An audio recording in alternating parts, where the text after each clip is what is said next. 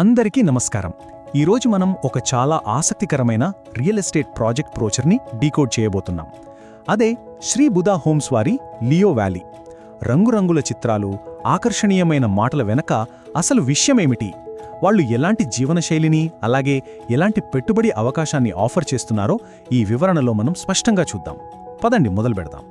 Brochure తెరవగానే ముందుగా మన దృష్టిని ఆకర్షించే వాక్యం లియో వ్యాలీలో జీవించడం ఒక ప్రశాంతత, నమ్మకానికి చిహ్నం. అంటే ఇక్కడ బిల్డర్లు కేవలం స్థలాలను మాత్రమే కాకుండా నగర హోరుకు దూరంగా ఒక ప్రశాంతమైన, నమ్మకమైన వాతావరణాన్ని అందిస్తున్నామని చెప్తున్నారు.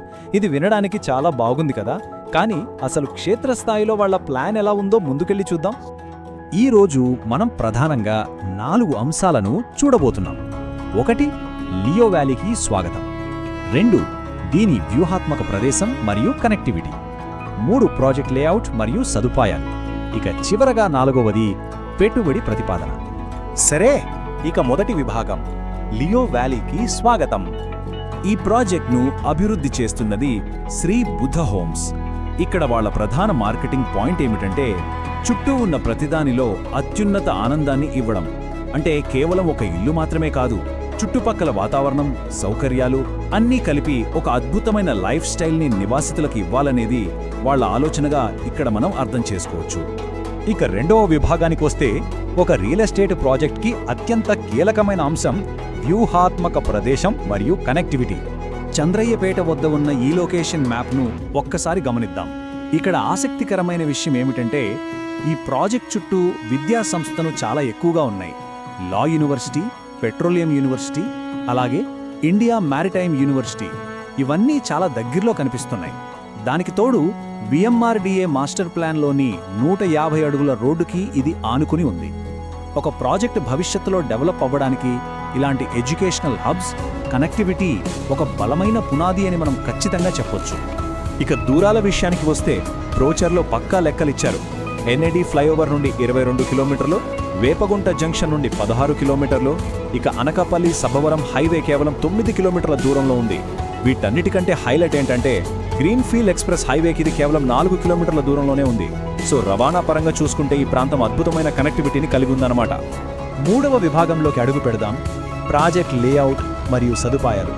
అసలు లోపల ఏముందో చూద్దాం. ఇక్కడ మనం 2 రకాల జీవనశైలిల కలయికను చూడొచ్చు.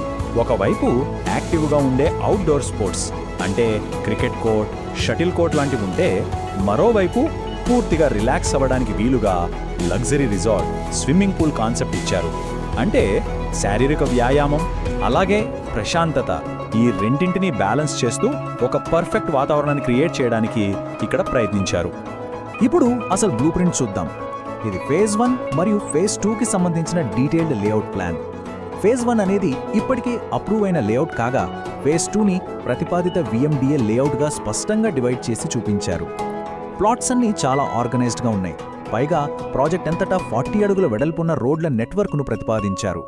మధ్యలో పచ్చదనం కోసం వదిలిన స్థలాలు కూడా ఇందులో మనం క్లియర్గా చూడొచ్చు. ఇక్కడ ఒక ఇంట్రెస్టింగ్ పాయింట్ ఏంటంటే వాళ్ళు ఇస్తున్న లగ్జరీ ఆకర్షణలకి, వాస్తవ మౌలిక సదుపాయాలకి మధ్య ఉన్న బ్యాలెన్స్.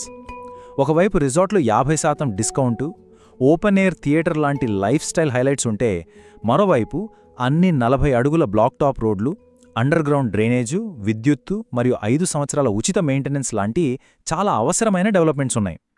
పైగా ఇది విఎంఆర్డీఏ మరియు రెరా ఆమోదించిన ప్రాజెక్ట్ అని బ్రోచర్ భరోసా ఇస్తోంది.